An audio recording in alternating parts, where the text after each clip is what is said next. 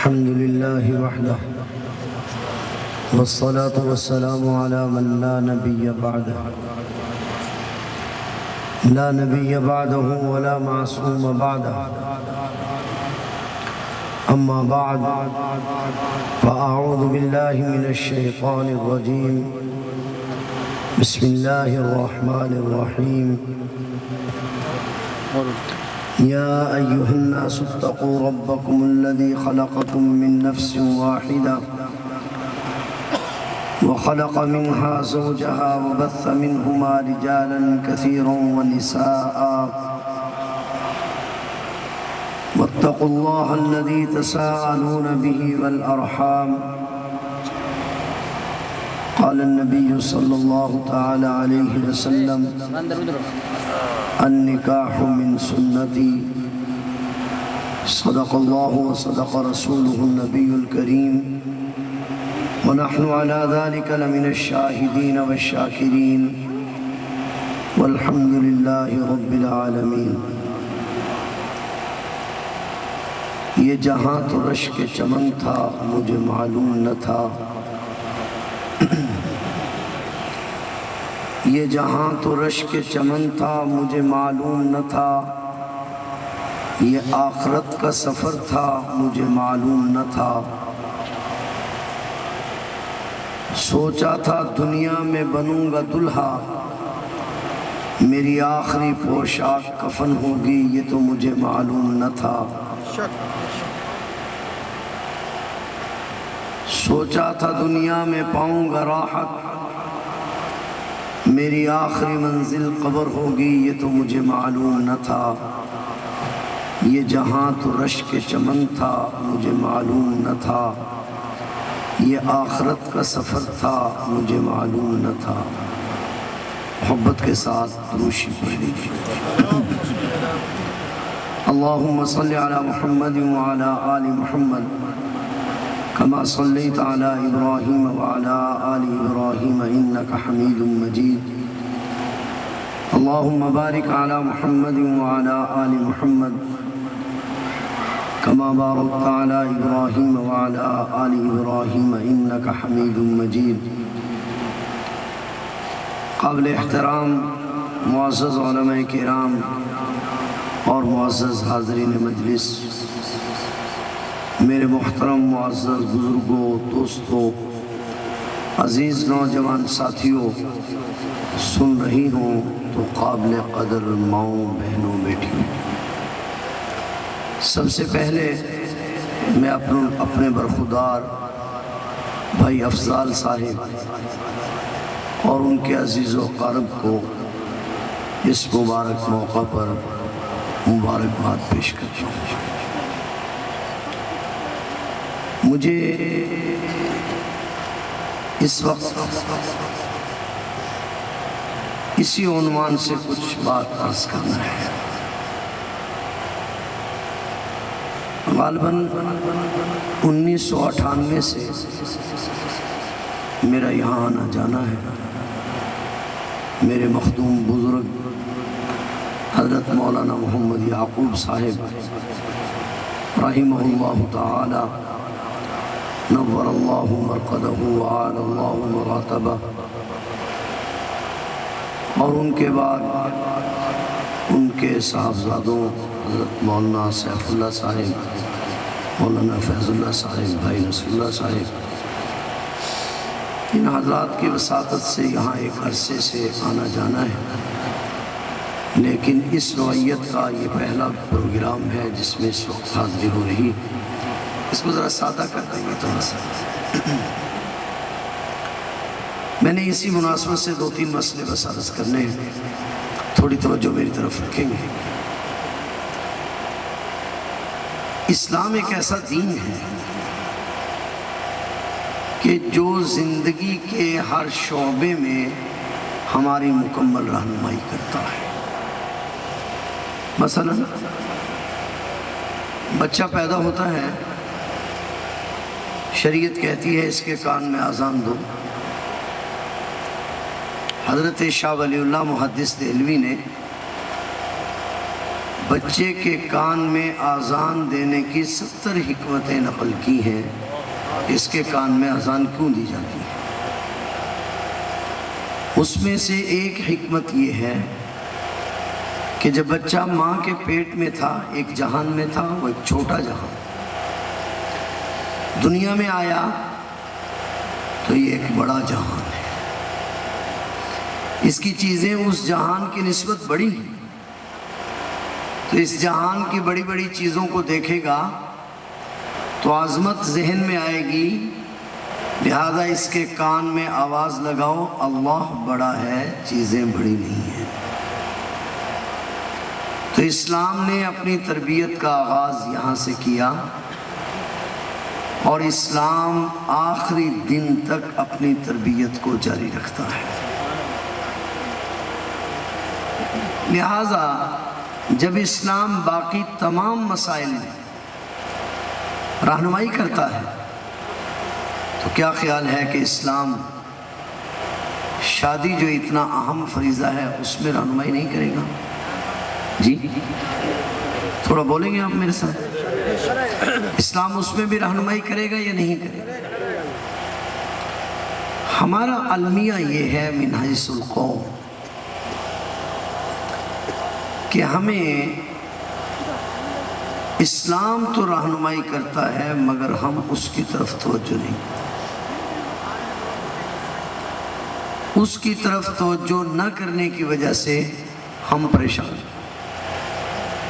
مثلاً ایک مثال دیتا ہوں تاکہ بات سمجھنا ذرا آسان ہو جائے۔ ہمارے ہاں اب تو خیر اس رواج میں بہت سی تبدیلی آ گئی، فرق آ گیا۔ ایک زمانہ تھا جب کسی آدمی کو یہ کہہ دیا جاتا کہ بھئی آپ پر حج فرض ہے، آپ حج کیجئے، تو وہ کہتا تھا جی کہ میرے ذمے فرائض ہیں کچھ، یعنی میرے بچے جوان ہیں یا بچیاں جوان ہیں، میں پہلے اپنا فرض ادا کروں گا، اس کے بعد میں حج کے لیے جاؤں گا۔ ایسا تھا یا نہیں ہمارے یہاں؟ اور اب بھی ہے۔ اس کا مطلب یہ ہے کہ ہم نکاح کرنے کو فرض سمجھتے ہیں، اس کا مطلب یہی نکلا نا۔ تو جب آپ فرض نماز پڑھنے جاتے ہیں تو نماز کا طریقہ بھی سیکھتے ہیں یا نہیں سیکھتے؟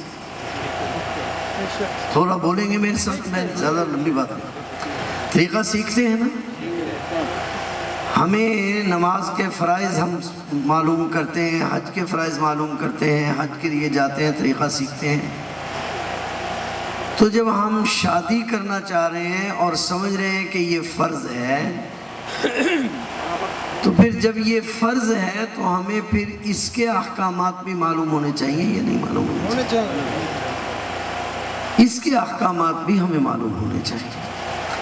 اور عجیب بات ہے، کبھی آپ نے اس بات پہ سوچا کہ جب ہم کہتے ہیں نکاح کیا ہے، ہم کہتے ہیں نکاح کرنا سنت ہے، اور جب باپ سے پوچھا جاتا ہے وہ کہتے ہیں میرے ذمہ فرض ہے۔ اب سوال یہ ہے کہ نکاح سنت ہے یا فرض ہے؟ میں ذرا سادی باتیں کر رہا ہوں، بات سمجھ میں آ جائے۔ اب سوال یہ ہے کہ نکاح سنت ہے یا فرض ہے؟ کبھی ہم اس کو سنت کہہ رہے ہیں، کبھی ہم اس کو فرض کہہ رہے ہیں۔ تو آج پہلا مسئلہ ہم یہ سمجھیں گے کہ نکاح کرنا سنت ہے یا فرض ہے۔ دیکھیں، جس ماحول اور معاشرے میں ہم اور آپ جی رہے ہیں کسی سے ڈھکا چھپا نہیں۔ بچی بچہ جوان ہو جائے، مناسب رشتہ مل جائے، اور رشتہ نہ کرنے کی صورت میں بچوں میں سے کسی ایک کا گناہ میں ملوث ہو جانا، اس بات کا یقین ہو جائے۔ جو ماحول اور معاشرہ ہے، اگر ہم نکاح نہیں کریں گے بچے گناہ میں مبتلا ہو جائیں گے، تو ایسی صورت میں نکاح کرنا فرض ہے۔ دوسری صورت یہ ہے کہ یقین تو نہیں ہے لیکن احتمال ہے کہ بچہ گناہ سے بچ بھی جائے اور یہ بھی ہے کہ بچہ گناہ میں پڑ جائے پھر نکاح کرنا واجب ہے۔ یہ یقین ہے کہ بچوں کا اگر نکاح نہ کیا تو ان سے گناہ سرزد نہیں ہوگا، بچے ہمارے گناہ سے بچے رہیں گے۔ اب اس کے باوجود بھی نکاح کرنا کہ یہ انبیاء علیہ السلام کا طرز ہے، یہ سنت ہے۔ بات کچھ سمجھ میں آ رہی ہے کہ ہم اس کو فرض یا سنت کیوں کہہ رہے ہیں؟ کہ جب یہ یقین ہو کہ ہم گناہ سے بچیں گے پھر بھی نکاح اس وجہ سے کرنا۔ اور یاد رکھنا، نکاح صرف نبی کریم صلی اللہ علیہ وسلم کی سنت نہیں، اگرچہ ہمارے لیے تو بس آپ کی سنت ہونا بھی کافی ہے، سوائے 2 نبیوں کے 1,24,000 انبیاء علیہ السلام سب نے نکاح کیے سوائے 2 نبیوں کے۔ حضرت عیسیٰ علیہ السلام کہ آپ دوبارہ جب دنیا میں تشریف لائیں گے تو اس وقت نکاح فرمائیں گے، اور یحییٰ علیہ السلام، ان 2 نبیوں کے سوا باقی سب 1,24,000 انبیاء علیہ السلام نے نکاح فرمائے۔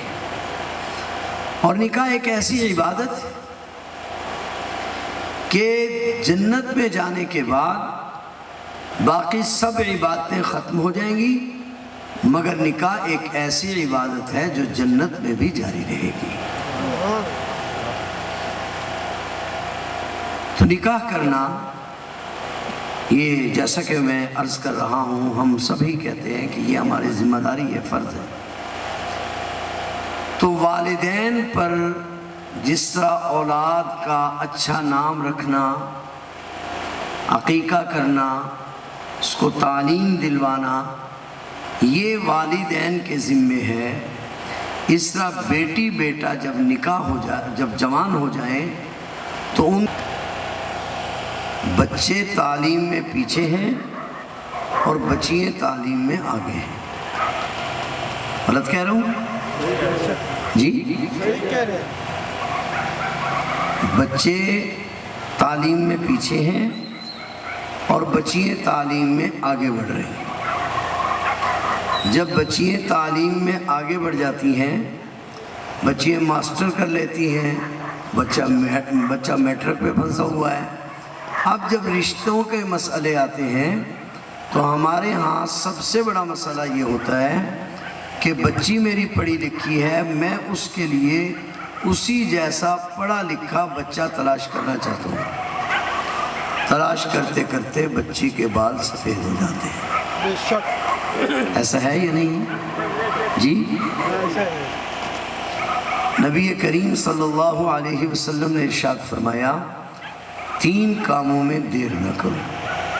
اذان ہو جائے، نماز میں دیر نہ کرو، کوئی شخص فوت ہو جائے اور کفن دفن کا انتظام ہو جائے تو جنازے میں دیر نہ کرو، اور بچہ جوان ہو جائے، مناسب رشتہ مل جائے تو نکاح میں دیر نہ کرو۔ بچے کے بارے میں مناسب رشتہ کیا ہے اور بچی کے بارے میں مناسب رشتہ کیا ہے، پہلے ہم اس پر تھوڑی سی بات کریں گے، لیکن اس سے پہلے ایک بات بطور تمہید۔ یہ جو اولاد ہوتی ہے یہ انسان کی کل ہے، ہماری جو اولاد ہے یہ ہماری کل ہے۔ ہم اپنی اولاد کے بارے میں آج بڑے بے فکر ہیں۔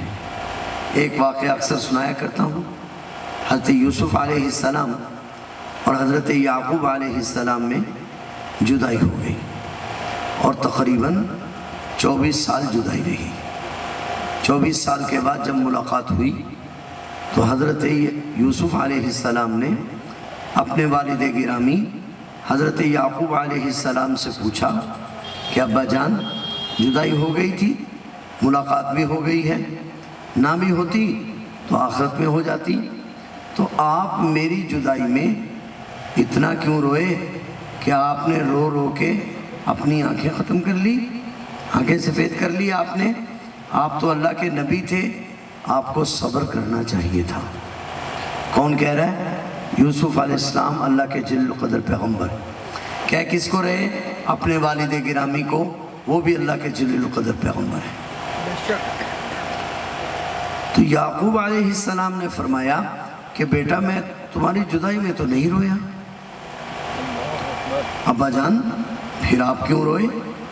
فرمایا بیٹے میں تو اس لیے رویا کہ میرا بیٹا جب تک میرے پاس تھا میں اس کی حفاظت کر رہا تھا، اب مجھ سے جدا ہو گیا، مجھے یہ خطرہ پڑ گیا کہ میرا بیٹا کہیں برے لوگوں کا ہم نشین ہو جائے۔ میرا جو رونا تھا وہ اس لیے تھا۔ میں پہلی بات آپ سے پوچھتا ہوں، دیانتداری کے ساتھ بتلائیں، آج میں اور آپ بھی اپنے بچوں کے بارے میں اتنے پریشان ہیں؟ ناراض نہ ہونا۔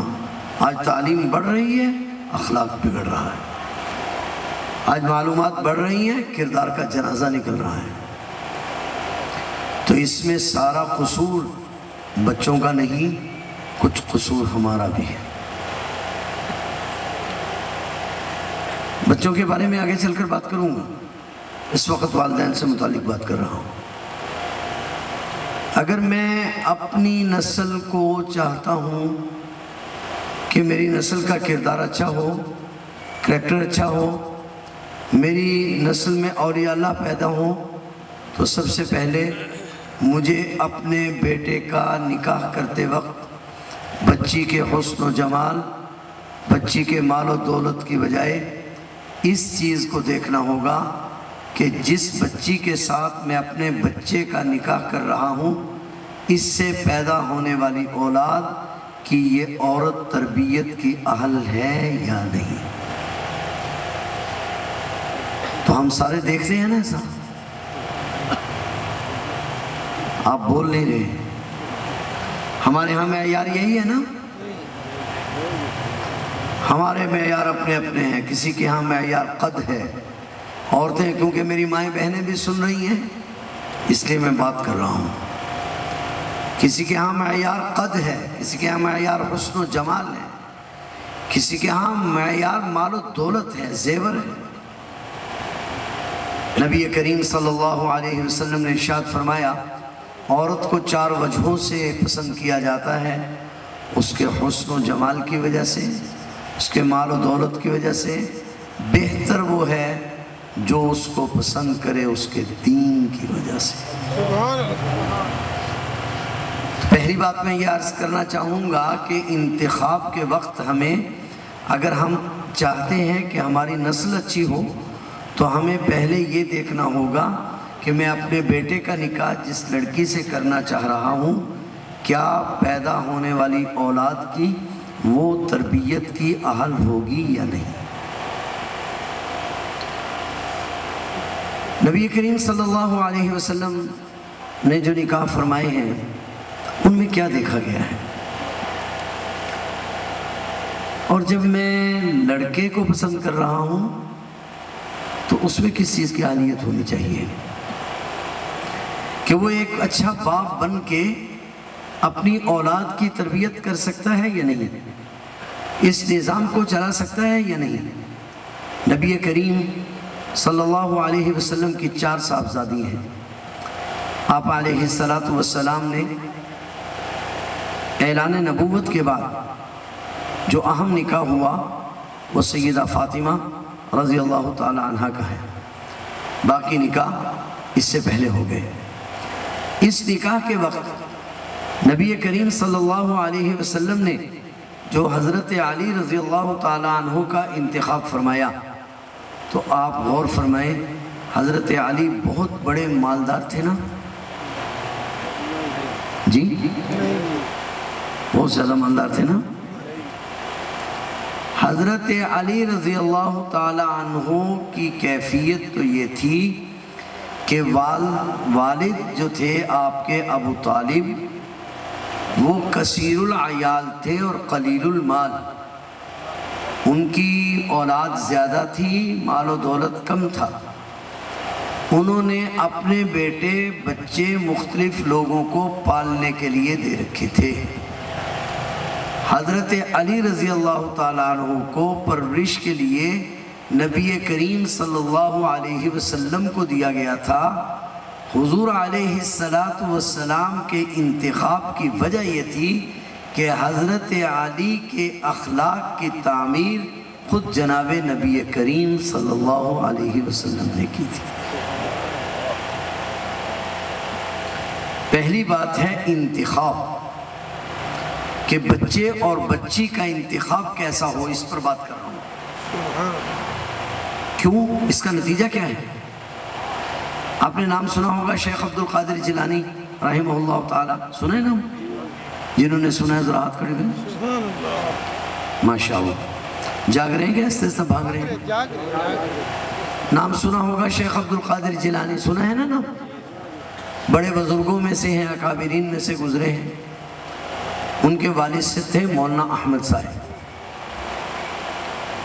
ان کے والد کے بارے میں لکھا ہے